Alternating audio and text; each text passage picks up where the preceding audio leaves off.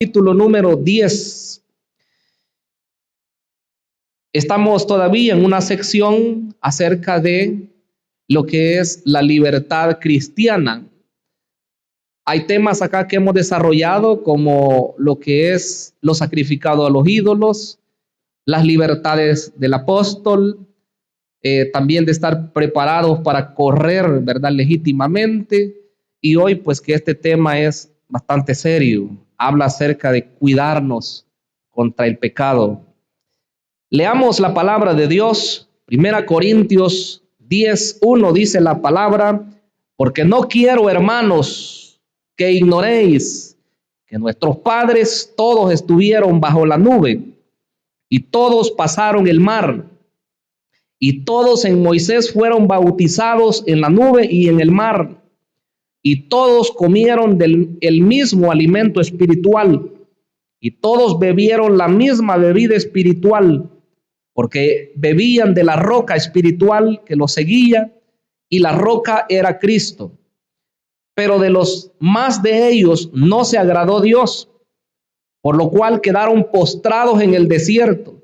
Mas estas cosas sucedieron como ejemplos para nosotros, para que no codiciemos cosas malas, como ellos codiciaron, ni seáis idólatras, como algunos de ellos. Según está escrito, se sentó el pueblo a comer y a beber, y se levantó a jugar. Ni forniquemos, como algunos de ellos fornicaron, y cayeron en un día 23,000. Ni tentemos al Señor, como también algunos de ellos le tentaron, y perecieron por las serpientes. Ni murmuréis, como algunos de ellos murmuraron, y perecieron por el destructor.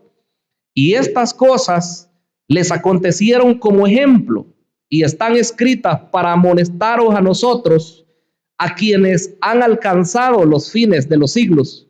Así que el que piensa estar firme, mire que no caiga, en el nombre de Jesús. Amén y amén. Gloria a Dios. El tema lo hemos titulado Transitando en este camino cristiano, en la carrera cristiana, o las formas diversas como la querramos llamar, pero el deseo de Dios es que nosotros sigamos avanzando. El ejemplo de Israel en esta lectura es que ellos salieron, todos fueron libertados de la esclavitud egipcia. Ellos habían estado 430 años cautivos en esa nación, pero sabemos que Dios levantó a alguien, ¿verdad? Un hombre lleno del poder de Dios, facultado para hacer milagros, para hacer señales, y de esa forma sacarlos a ellos de la condición en la que estaban. Y así lo hizo, lo llevó por el desierto, y podemos ver que fueron 40 largos años que tuvieron que peregrinar debido a la misma desobediencia de ellos. Pero en esos 40 años pasaron muchas cosas. Pasó de todo en ese trayecto.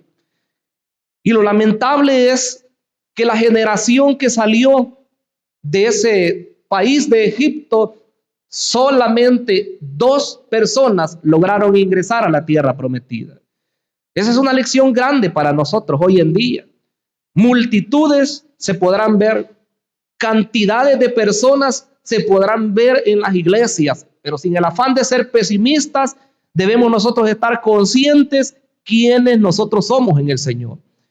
¿Por qué estamos caminando en su obra? ¿Cómo estamos caminando? Son preguntas que debemos hacernos y contestarlas también sinceramente. Ese pueblo iba caminando sin detenerse, murmurando otras veces, de repente con ganas de seguir, de repente con ganas de regresar. Bueno, un sinfín de cosas que ellos vivieron. Y el apóstol en esta oportunidad toma el ejemplo de ellos para exhortar a la iglesia, para poderles poner un espejo a ellos por el cual ellos pudieran ver lo que sucede cuando el pueblo de Dios no obedece a la palabra del Señor. Yo quiero leer acá 2 versículos en esta parte introductoria. Dice el versículo número 6: mas estas cosas sucedieron como ejemplos para nosotros. Como ejemplos para nosotros. Cuando nosotros leemos lo que le ocurrió a Israel, cualquier historia, aquí se narran varias historias, por cierto, ya lo vamos a ver.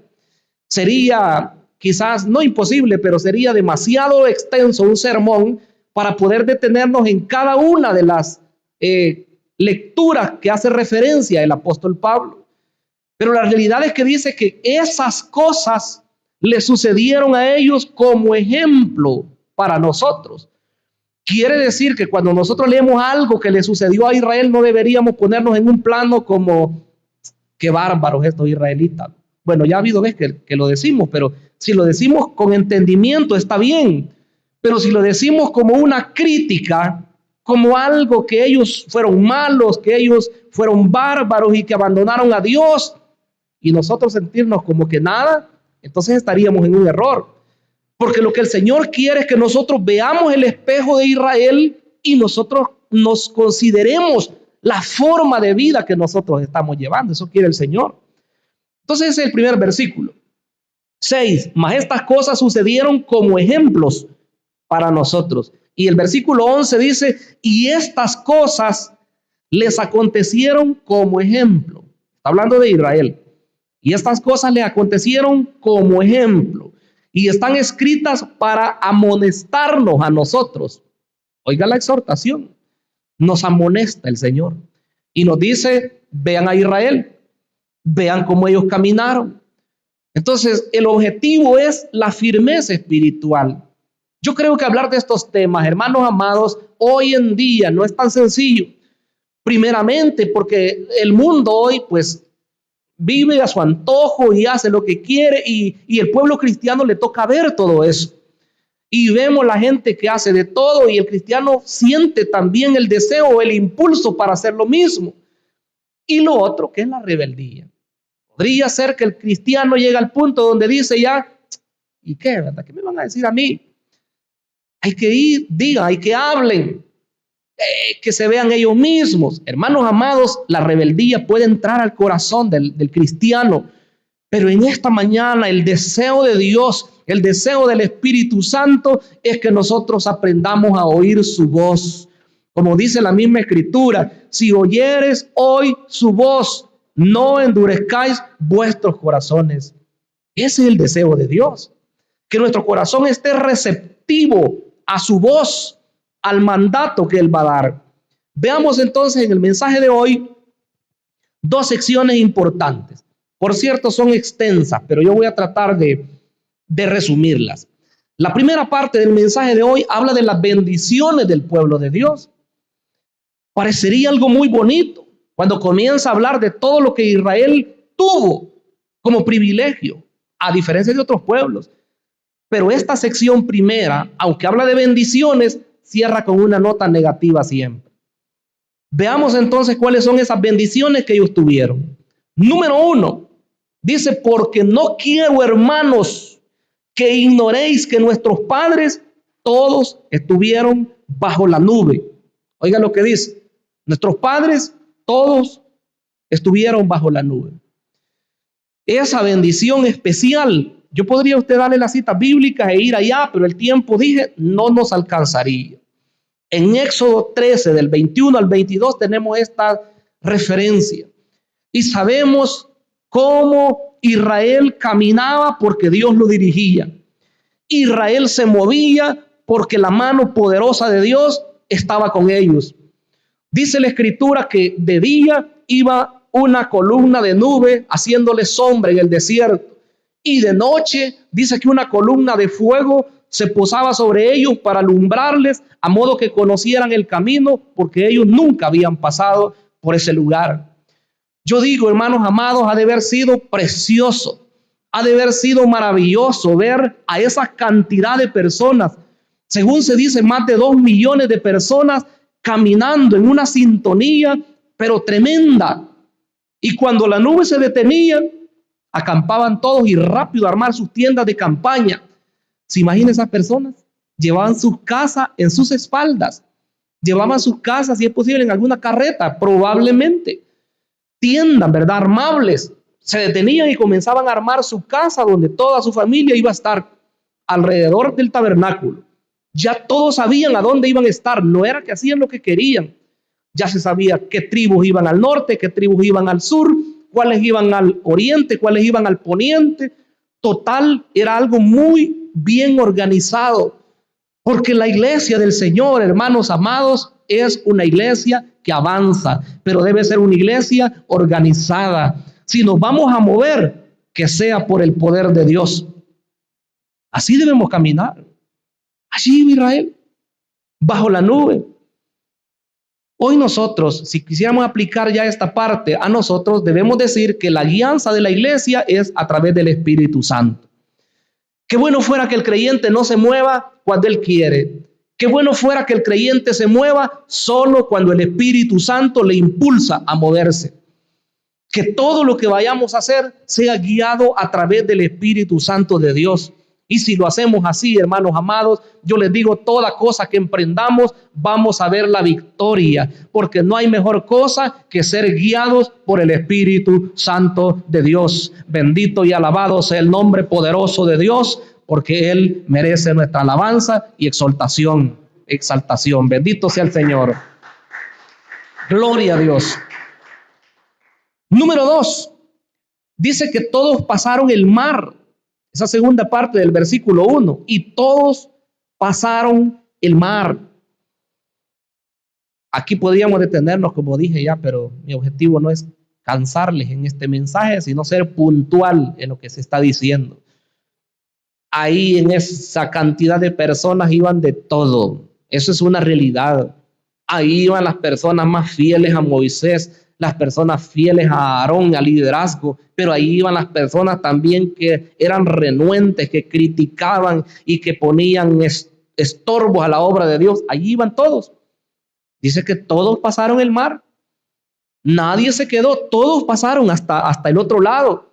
Y ahí entonan el himno de victoria y ellos pueden celebrar a Dios por la obra maravillosa que había hecho en esa oportunidad. Pero esa bendición, hermanos, de pasar el mar, todos la tuvieron. Mire, número 3, versículo número 2. Dice, y todos en Moisés fueron bautizados en la nube y en el mar. Parecería que está repitiendo, pero no. Dice, todos en Moisés fueron bautizados en la nube y en el mar. ¿Sabe de lo que habla eso? El bautismo es entre los significados que tiene es estar bajo de. Cuando el creyente es sumergido en las aguas, está bajo el agua. Entonces, en este sentido, cuando dice que todos los israelitas fueron bautizados en Moisés, no esté pensando usted como que Moisés es agua, ¿verdad? Y él los va a bañar. No, está hablando acerca de que estaban bajo la autoridad de Moisés.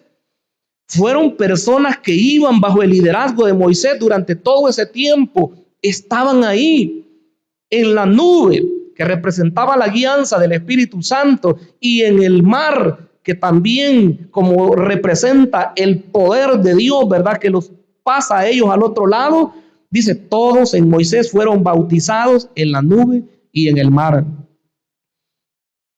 El liderazgo es importante. Yo quisiera, hermanos amados, invitarles a que cualquiera que sea nuestro líder que tengamos, ya sea de ministerio, puede ser un pastor, puede ser una persona de autoridad en nuestra misión. Hay que aprender a someternos a esas autoridades.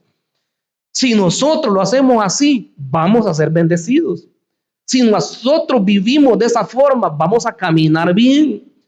Pero si nosotros nos rebelamos, vamos a tener problemas. Entonces dice, todos fueron bautizados en Moisés, en la nube y en el mar. Hay personas, hermanos, que quizás esperarían, no lo digo por mí, no me vaya a malentender. Personas quizás esperarían tener un pastor que fuera alto, blanco. No piense que estoy menospreciándome, nada de eso. Una persona que fuera elocuente para hablar, una persona que fuera un enseñador, una persona que fuera quizás alguien más amoroso. Hermanos, nunca vamos a tener nosotros todo lo que quisiéramos en una persona. Y al hablar de los ministerios, nunca vamos a tener también quizás todas las cualidades que nosotros quisiéramos. Y sorpresa, el mismo Señor Jesucristo también fue desechado por muchos de sus seguidores. y Él es el maestro de los maestros, y Él es el pastor de los pastores, y Él es el evangelista de los evangelistas, Él es el profeta de los profetas, y Él es el apóstol de los apóstoles.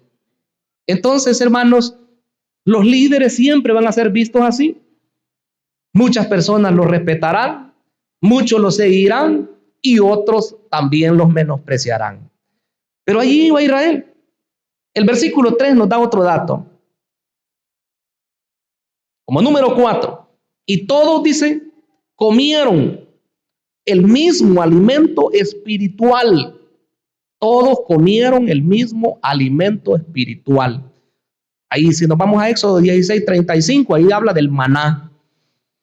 Hace un resumen. Dice que todo el tiempo, los 40 años que ellos anduvieron en el desierto, comieron maná. Al día siguiente que ellos entraron a la tierra prometida, el maná ya no cayó, porque había algo que comer ahí. Entonces, todos, lo que quiero yo que usted vea es que se va repitiendo la palabra todos, todos, todos esos privilegios que estoy diciendo, todos lo obtuvieron. Como hoy nosotros aquí, todos oímos la palabra, todos oímos la alabanza, todos oramos al Señor, todos sentimos corrientes del Espíritu Santo, pero cuidado, cuidado. Mire lo que sigue diciendo. Todos comieron del mismo alimento espiritual. Dice, bueno, el versículo 3, ¿verdad? Y todos comieron del mismo alimento espiritual. Número 5, dice el versículo 4, y todos bebieron de la misma bebida espiritual, porque bebían de la roca espiritual que los seguía. Y explica, la roca era Cristo. El escritor sagrado está haciendo una aplicación, porque nosotros sabemos que por el desierto iban y literalmente hallaron una roca. No estemos pensando otra cosa, literalmente hallaron una roca. Y Dios le dice a Moisés en Éxodo 17, golpea la roca y la roca va a dar agua. El pueblo estaba a punto de apedrear a Moisés, ¿verdad? Porque no tenían que beber. Y Moisés le pega la roca y el agua sale de esa roca y ellos bebieron felizmente. Luego, más adelante en el desierto, en Números 20, se vuelve a decir algo similar. Aquí Dios le dice, háblale a la roca. Pero Moisés estaba molesto porque el pueblo lo había desesperado. Y Moisés llega y golpea la roca, ¿verdad? Con fuerza. Y le dice, rebeldes, le dijo al pueblo. Dios nos ayude a nosotros, ¿verdad? Los que predicamos. Porque a veces nos podemos airar, nos podemos enojar cuando vemos algunas cosas negativas en el pueblo. Y Moisés dice que se airó y les dijo, rebeldes, ¿acaso les hemos de sacar agua de la piedra? Muchos dicen que él quiso sacar el pecho, ¿verdad? Y decir, yo soy el que hago esto. Y claro, salió agua, pero el problema fue para Moisés más adelante. Así que ellos bebían del agua. Y hoy dice Pablo, esa roca era Cristo. Esa es una aplicación espiritual. Así como el maná representa a Cristo, que es el pan caído del cielo o pan venido del cielo, así también el agua que salía de la roca es tipo de Cristo, que él dice que aquel que tenga sed puede venir a él. A la samaritana le dijo, si tú sabieras quién es el que te pide de beber, tú le pedirías a él y él te daría agua viva. Entonces, hermanos, todos y todos y todos, se sigue diciendo. Y veamos lo que dice acá el versículo número 5. Pero de los más de ellos no se agradó Dios, por lo cual quedaron postrados en el desierto. Esa nota negativa, así cierra esta primera parte del mensaje. ¿Cuál sería nuestra aplicación para hoy? Tengamos cuidado, porque todas las cosas buenas que Dios nos permite disfrutar dentro de su obra, no vaya a ser que nosotros solamente disfrutemos de esas cosas y al final no lleguemos a la tierra prometida. La tierra prometida para nosotros hoy ya no es Canaán, sino que hoy es el cielo. Anoche decíamos, en una especie de exhortación, ¿de qué serviría que nosotros caminemos muchos años en la obra de Dios y al final nos quedamos postrados? No llegamos a la patria celestial por A o B motivo. Y ya va a ver usted lo que pasó. Después de hablar de los beneficios, de todas las bendiciones que ellos tenían, después habla de los pecados. Porque la exhortación es, si alguien piensa que está firme, dice, mire que no caiga. Si alguno piensa estar firme, mire que no caiga. Usted dirá, bueno, yo no tengo problema. No, si yo estoy bien en la obra del Señor, bueno, gloria a Dios. Pero si hay algo que nos está apartando, si hay algo que nos está alejando, entonces esta mañana hay que reflexionar. Esta mañana hay que pensar que todo lo que disfrutamos cuando estamos en vigilia, que todo lo que disfrutamos cuando estamos en ayuno, que todo lo que disfrutamos cuando hay acciones de gracias, que no quede solo en eso, sino que al final nosotros podamos decir, al igual que Pablo, he peleado la buena batalla, he acabado la carrera, he guardado la fe. Por lo demás, me está guardada la corona de justicia, la cual me dará el Señor juez justo en aquel día. Y no solamente a mí, dijo Pablo, sino a todos aquellos que aman su venida. ¿Habrá aquí pueblo que ama la venida del Señor? ¿Seremos nosotros un pueblo que está esperando la venida del Señor? ¿Podemos nosotros, hermanos, decirle gracias, Señor, por todo lo que haces en mi vida? Yo creo que sí, ¿verdad? Porque Dios nos ha dado muchas cosas. Pero avancemos. En segundo lugar, hay pecados de los que el creyente se debe guardar. ¿Cuál? Israel. Así como Israel. Entonces, todos esos de los que dice Dios que no se agradó y quedaron postrados en el desierto, no es porque Dios sea malo. No es porque Él haya dicho, hoy sí me lo voy a acabar, ¿verdad? Y hasta que ya no quede ni uno, yo voy a hacer algo diferente. Bueno, Dios lo dijo, pero por la rebeldía de ellos. Resultó, ¿verdad?, que desobedecieron y no quisieron tomar la tierra prometida cuando Dios se las daba, y entonces hablaron mal y Dios se enojó y dijo, estos no van a entrar. Fue la rebeldía de ellos. Entonces Dios no hace algo arbitrariamente.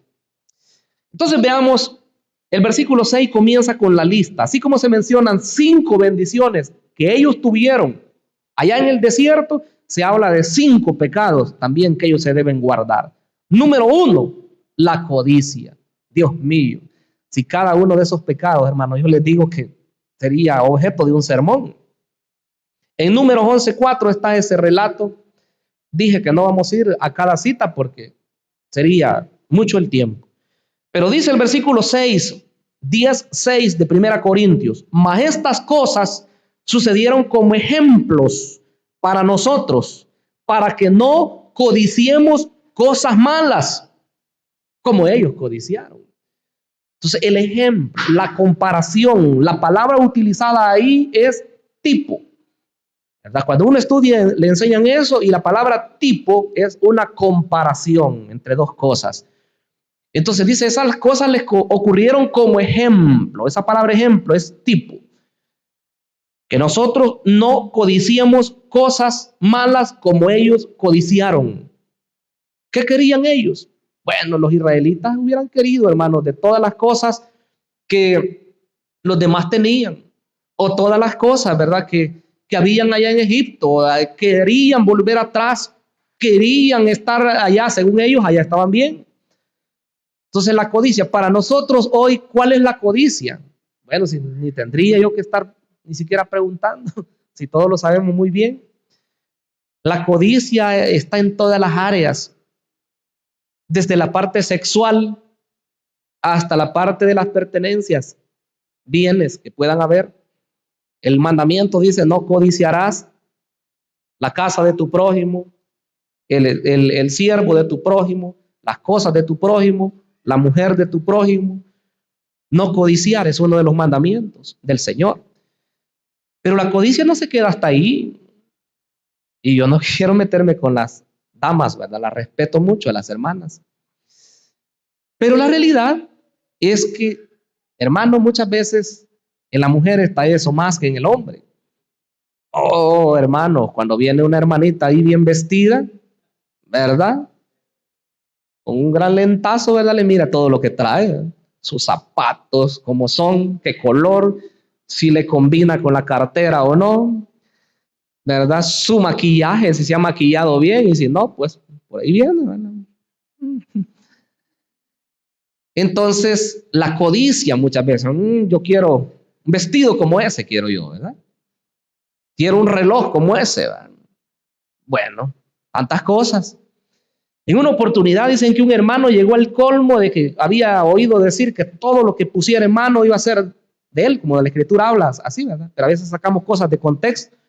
Dijo él, bueno, aquí está este vehículo bonito, yo le voy a poner mano, dijo, para ver si el Señor me lo da a mí, dijo.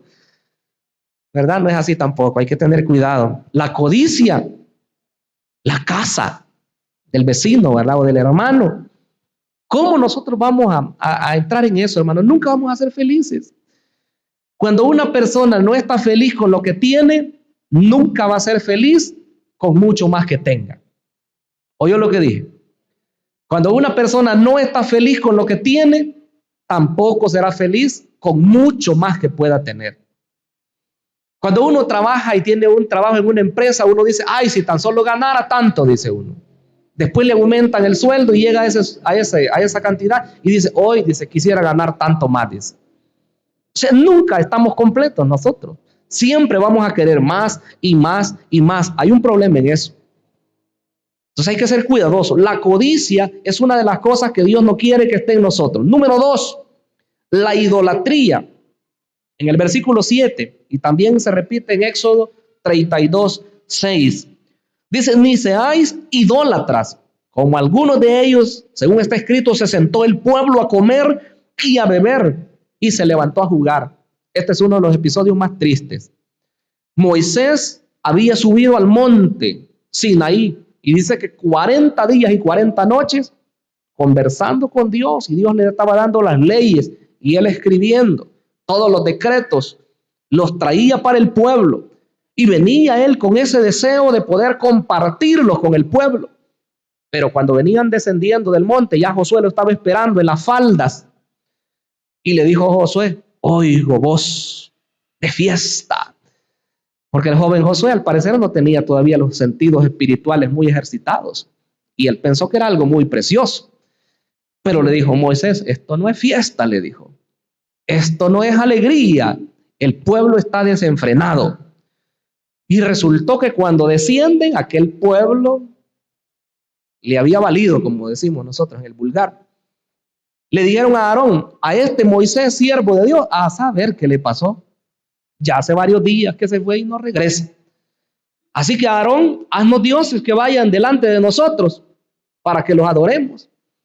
Y Aarón, hermanos, quizás solo esperando la oportunidad estaba, ¿verdad? Se están dirigiendo a mí hoy como el líder, ¿verdad? Traigan esos aretes, traigan esas pulseras, traigan todo. Y les hizo unos becerros, dice. Y le dijo, Israel, aquí están los dioses que los sacaron de Egipto.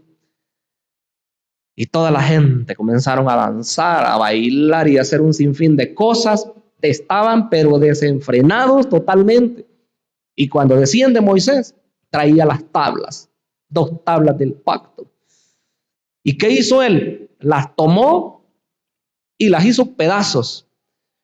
Prácticamente eso simbolizaba que los israelitas habían quebrantado la ley de Dios, estaban contra Dios, y les hizo pedazos todas esas tablas, y dice que se las dio, que se las bebieran en agua, y como juicio de Dios, todos se corrompieron. Parece algo raro eso, pero así fue. Es terrible. La idolatría es una de las cosas que más ataca al pueblo de Dios. Hoy, ¿qué se idolatra? Bueno, hoy se idolatra tantas cosas. Incluso a la familia podemos idolatrar. Hay que amar a nuestros hijos. La esposa debe de amar a su esposo. El esposo debe de amar a su esposa, pero no idolatrarlos. No, dice que yo adoro a mis hijos. Hasta cristianos se oye decir esas expresiones. No sé si lo dicen sin conocimiento. Si lo dicen con conocimiento sería más grave todavía. Yo adoro a mi hija. Yo adoro a mi hijo. Podemos amar a las personas. Podemos estimarles. Pero adorar solamente al único que es digno de la adoración. Y ese es el Dios Todopoderoso. Cuidado. Cuidado por las cosas que tenemos. Hermanos, hay que disfrutarlas. De eso no cabe duda. Que las bendiciones que Dios da, hay que disfrutarlas. Porque ese es el otro punto. Podría ser que tengamos cosas que Dios nos ha dado y ni siquiera las estemos disfrutando. Pero Dios quiere que las disfrutemos en el punto que deben estar las cosas. Avancemos. También otro pecado es la fornicación. Versículo número 8. Y se repite, o la lectura original está en Números 25, 11 al 18. La fornicación, en el versículo número 8. Ni forniquemos, dice, como algunos de ellos fornicaron y cayeron en un día 23,000. Los datos parecen muy grandes, ¿verdad? Y muy exagerados, pero así fue. Comenzaron, ¿verdad?, a desenfrenarse los israelitas, y a causa de todo ese desenfreno que ocurrió, que se metían con una mujer, que se metían con otra mujer, y bueno, al tal punto que Dios dijo: hoy sí me los voy a exterminar, los voy a acabar. Y Moisés intercedió por ellos y Dios los perdonó. Pero a esas alturas, hermanos amados, Dios les dijo: ¿quién está conmigo?, dijo Dios. Y los levitas se pusieron del lado de Dios y comenzaron cada quien a quitarle la vida a aquellos que habían pecado. Fue terrible, fue una matanza, pero grande, ¿verdad? Ellos se habían rebelado, ellos habían hecho lo malo delante del Señor. Es terrible. El pecado trae muerte, eso hay que saberlo. Y cuando dice fornicación, pues no solamente se refiere a relaciones sexuales antes del matrimonio, que eso es fornicación, pero también se refiere a cualquier pecado que está fuera de lo natural. La palabra original a eso se refiere. Puede ser adulterio, puede ser sodomía, puede ser lesbianismo, bueno, un sinfín de pecados que hay. Entonces dice que nosotros debemos de guardarnos de la fornicación, de pecados sexuales. Eso dice el Señor. Y número 5, dice que ellos tentaron también al Señor. Es otro cuidado que debemos tener, no tentar al Señor. Versículo 9, ni tentemos al Señor como también algunos de ellos le tentaron y perecieron por las serpientes. Mire, perecieron por las serpientes. Terrible. Ese pueblo iba caminando, de repente murmuraba, de repente decía otra cosa, y entonces viene Dios y manda serpiente. Y ese relato, pues ustedes lo conocen, todos muriendo, pero Dios le dice: levanta una serpiente de bronce, y todo el que mire esa serpiente va a vivir. Claro, hay controversia, muchas personas dicen: ¿por qué una serpiente? ¿Y por qué tenían que ver esa serpiente? No hay que darle tantas vueltas al asunto. Es la fe la que tiene ahí mérito. Ellos creían lo que Dios había dicho y a través de su siervo, y ellos eran sanos. Y el Nuevo Testamento pues nos dice claramente, ¿verdad? Así como Moisés, dice Juan 3:14, levantó la serpiente en el desierto, es necesario que el Hijo del Hombre sea levantado, para que todo aquel que en él, todo el que mirare a él, dice, todo aquel que en él cree no se pierda, mas tenga vida eterna. Entonces, hermanos amados, debemos cuidarnos de tentar a Dios. En una oportunidad Dios les dijo: ya me tentaron 10 veces. Como quien dice, se están rebelando muchas veces. Dios no quiere eso. Nosotros nos rebelemos contra Él. Hay que ser cuidadosos con lo que Dios nos ha dado. Y número 5, dice la murmuración. Versículo 10, y el relato está en Números 16, del 41 al 49. Dice el versículo 10, ni murmuréis como algunos de ellos murmuraron y perecieron en el desierto. ¿Cuántas veces lo habrán hecho? Ya lo dijimos que muchas, pero se quedaron en el desierto. Solo Josué y Caleb ingresaron de la generación antigua. Los otros que entraron eran los hijos. Los que habían dicho los israelitas: no, hombre, si ellos la presa van a ser. Ellos son los primeros que van a comerse los animales. Ellos son los primeros que van a matar los enemigos. Dios les dijo: no, ellos son los que van a entrar a la tierra prometida. Y ustedes por no haber creído, van a morir en este desierto. Terrible. Pecados que se enumeran acá. ¿Y cuál es la lección en esta parte segunda? Dice el versículo 12, así que el que piensa estar firme, mire que no caiga. Esa es la exhortación. Y el versículo 13 nos habla de una verdad. A veces nos quejamos. Es que a usted no le ha pasado lo que me ha pasado a mí. Es que el pecado, mire lo que a mí me asedia, eso no le ha pasado a ninguna otra persona. El problema que yo enfrento, no, usted no ha pasado por ahí. Hermanos, la Escritura dice que no hay una tentación que no sea humana. Con lo que quiere decir es que todos los creyentes a través del mundo son tentados de diversas maneras, pero la tentación les ha llegado a todos los creyentes. O sea, usted no es único cuando se siente tentado. Cuando siente que ya casi cae en el pecado, no es el único. El enemigo se encarga de poner tentaciones. Pero la realidad es que dice que no hay tentación que no sea humana, sino que Dios juntamente con la tentación dará la salida también, para que podamos resistir, dice el Señor. Entonces, hermanos amados, hay que cuidarnos contra el pecado. Hay que pedirle al Señor que nos dé suficiente gracia y de esa forma nosotros estar firmes. De eso trata el mensaje de hoy. Quiero que oremos al Señor y demos gracias. Cerremos nuestros ojos y digámosle: Padre amado que estás en los cielos, te damos honor, te damos gloria, Señor.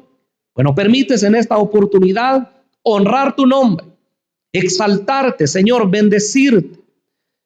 Te damos gracias porque tú nos hablas a tiempo. Y esta amonestación, Señor, contra el pecado es para nosotros, pues podemos ver el espejo de Israel claramente. Y tú nos invitas, Señor, a que tengamos cuidado, que no vayamos nosotros a cometer ninguno de estos pecados en los cuales que ellos se vieron envueltos. Padre glorioso, Padre amado, en el nombre poderoso de Jesús, te pedimos que nos guíes, que nos fortalezcas y que podamos ser vencedores en todas las circunstancias de la vida.